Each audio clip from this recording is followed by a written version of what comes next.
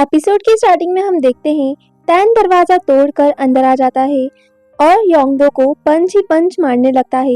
यून उसे रोकने की कोशिश करती है तो वो उसे बाहर निकालकर योंगदो को वार्न करता है, पर योंगदो कहाँ मारने वाला था। टैन वहाँ से यून को लेकर चला जाता है। रेचल योंगदो से लड़ाई करने की वजह पूछती है और टैन के सीक्रेट के बारे में भी पूछती है, जिस पर योंगदो कहता है उसे किसी को बुलाना था इसलिए उसने ऐसा करा। और यहाँ रेचल समझ जाती है कि योंगदो यून के बारे में ही बात कर रहा है।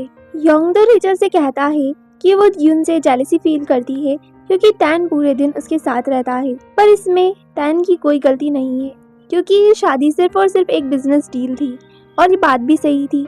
पर रेचल अब टैन से सच्चा प्यार करने लगी थी और वो टैन और यून को साथ नहीं देख पा रही थी। नेक्स्ट सीन में हम येसुल को देखते हैं जो यून से कहती है कि उसकी स्क्रिप्ट म्यूंगसू के स्टूडियो में ही रह गई है तो क्या वो उसके लिए ला देगी, जिस पर यून हाँ कहकर स्टूडियो पहुंचती है। जब यून स्टूडियो पहुंचती है तो उसे वहाँ योंगदो दिखता है। वो उसे उसकी चोट पर लगाने के लिए बैंडेज देती है, जिसे लेने से योंगदो मना कर देता है। अब जब यून बाहर निकलती है तो योंगदो वहीं खड़ा था और उससे बैंडेज फिर से मांगता है, जो कि यून उसे दे देती है। नेक्स्ट सीन में रेचल केई से मिलने आई थी। वो वहाँ पर बहुत ही अच्छे से बिहेव कर रही थी। असल में तो वो यहाँ ये जानने आई थी कि केई आखिरकार यून की माँ बनकर क्यों आई थी, पर केई उसे असलियत नहीं बताती और कहती है कि यून की माँ को कुछ काम था इसीलिए वो यून की माँ बनकर आई थी। रेचल जब बाहर निकलती है तो उसे यून की यूनिफॉर्म दिख जाती है और उसे यूनिफॉर्म में उसका बैज भी मिल जाता है, जिससे वो समझ जाती है कि यून यहीं टैन के घर पर रहती है। वो यून की यूनिफॉर्म कचरे में फेंक देती है। जब यून घर आती है और अपनी यूनिफॉर्म उसकी जगह पर नहीं पाती तो वो समझ जाती है कि ये रेचल का ही काम होगा।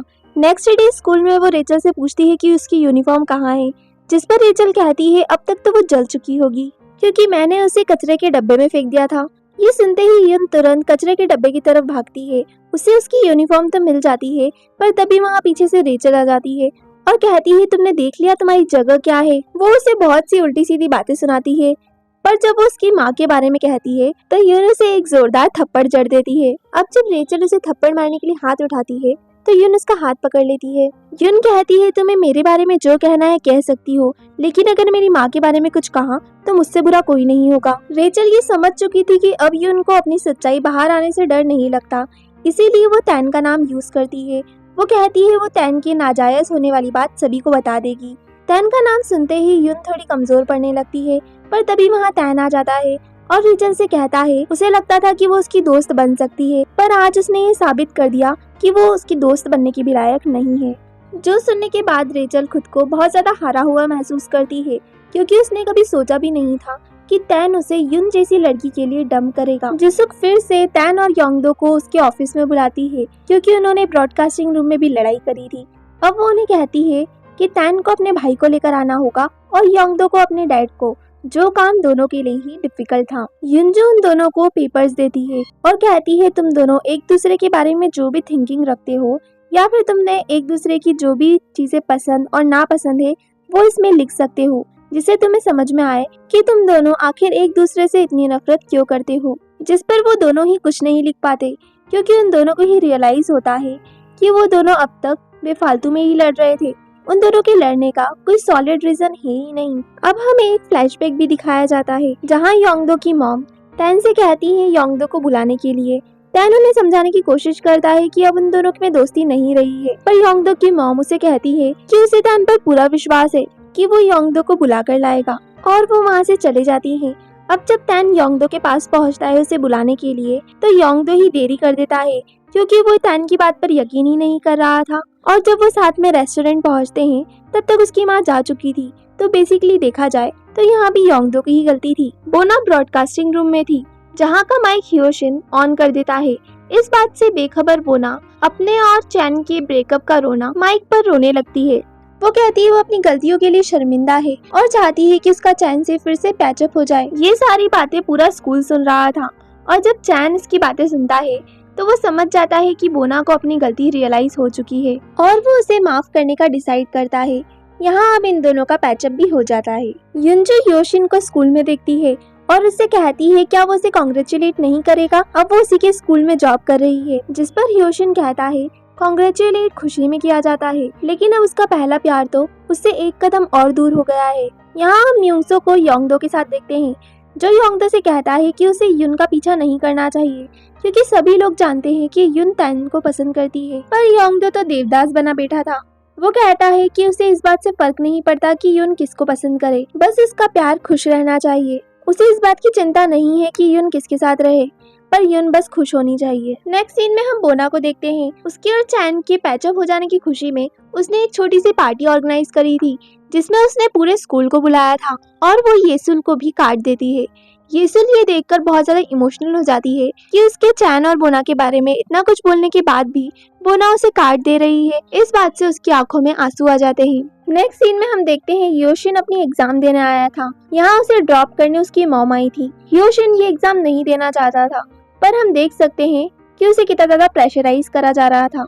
यहाँ हम देखते हैं वॉन उन सभी एम्प्लॉइज को जॉब से निकाल देता है जो कि मिस्टर किम के वफादार थे। मिस्टर युन आकर उससे ये सब करने की वजह पूछते हैं, जिस पर वॉन उन्हें वार्न करता है कि अभी तक उनका ट्रांसफर नहीं करा गया है, लेकिन वो अपनी पार्टी डिसाइड कर उसे बता सकते हैं। यहाँ हम साफ देख सकते हैं कि वॉन उन्हें धमकी दे रहा है कि हमारी साइड आ जाओ वरना आपका भी यहाँ से ट्रांसफर कर दिया जाएगा। ये बात जब मिस्टर किम को पता चलती है तो उन्हें बहुत गुस्सा भी आता है और वो बहुत ज्यादा परेशान भी हो जाते हैं। यहाँ मिस्टर युन तैन को समझाने की कोशिश करते हैं कि उसे अब कंपनी संभाल लेनी चाहिए क्योंकि वॉन अब पूरी लड़ाई के मूड में उतर चुका है, जिस पर तैन साफ मना कर देता है कि वो ऐसा नहीं कर सकता क्योंकि वो वॉन को अपने सगे भाई की तरह मानता है और वो उससे लड़ाई करने का तो सोच भी नहीं सकता। नेक्स्ट सीन में हम देखते हैं रेचल बोना से बातों बातों में ये पता करने की कोशिश करती है कि युन के रेस्टोरेंट का नाम क्या है, जो कि बोना उसे नहीं बताती। पर हम सभी जानते हैं कि रेचल कितनी चालाक है। वो योंगदो को मैसेज करती है कि वो युन के रेस्टोरेंट पर है और यहाँ क्या तमाशा हो रहा है वो योंगदो को आकर देखना चाहिए। अब युन का नाम सुनते ही योंगदो तुरंत अपनी बाइक पर बैठकर उसके रेस्टोरेंट के लिए निकल जाता है और यहाँ रेचल उसका पीछा करते करते रेस्टोरेंट तक पहुँच जाती है। वहाँ पहुँचने के बाद योंगदो को रियलाइज होता है कि रेचल ने उसे ट्रिक करा। वो उसे वार्न करता है कि वो युन को परेशान करने के बारे में सोचे भी नहीं, वरना उससे बुरा उसके लिए कोई नहीं होगा। ये बात सुनने के बाद रेचल को और ज्यादा गुस्सा आ जाता है, ये देखकर कि योंगदो उसकी कितनी ज्यादा केयर करता है। उसका गुस्सा और जेलसी युन के प्रति और ज्यादा बढ़ जाती है। वो सोचती है कि आखिर इस लड़की में ऐसा क्या है जो उसका मंगेतर और अब उसका सौतेला भाई भी उस लड़की के पीछे पागल है। बोना ने रेचल को इनवाइट नहीं करा था, बट फिर भी रेचल वहाँ पहुँचती है। वैसे खास तो वो यहाँ एक धमाका करने आई थी। उसने युन के रेस्टोरेंट से कॉफी ऑर्डर करी थी और स्पेशल रिक्वेस्ट करी थी कि उन कॉफीज को डिलीवर करने युन ही आए। युन ये जानती थी कि जहाँ ये कॉफी का ऑर्डर आया है वहाँ बोना की पार्टी चल रही है, पर उसके बावजूद भी वो वहाँ जाने का डिसाइड करती है। जैसे ही युन पार्टी में कॉफी लेकर पहुँचती है, बाकी सारे बच्चे हैरान हो जाते हैं और उस पे सवालों की झड़ी लगा देते हैं।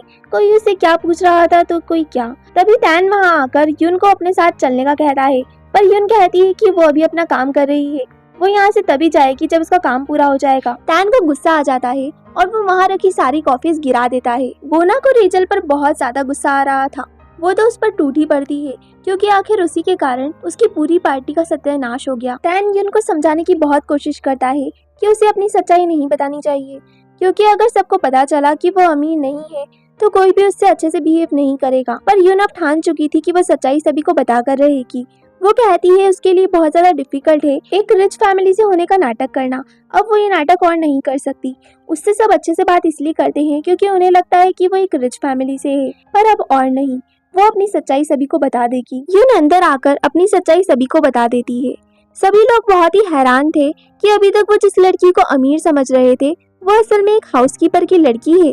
वो तैन से पूछते हैं क्या उसे इस बारे में मालूम था। तैन कहता है युन ने झूठ कहा। उसने उससे बाहर कहा था कि वो अपनी सच्चाई बताते समय बिल्कुल नहीं घबराएगी, पर अब वो घबरा रही है। इतना कहकर तैन उसके फॉरहेड पर किस कर लेता है और अब इसके बाद एक भी बच्चे की हिम्मत नहीं थी कि वो युन के बारे में कुछ कहे। और इसके साथ यही हमारा ये एपिसोड एंड हो जाता है। आगे की कहानी जानने के लिए स्टे ट्यून्ड। बाय।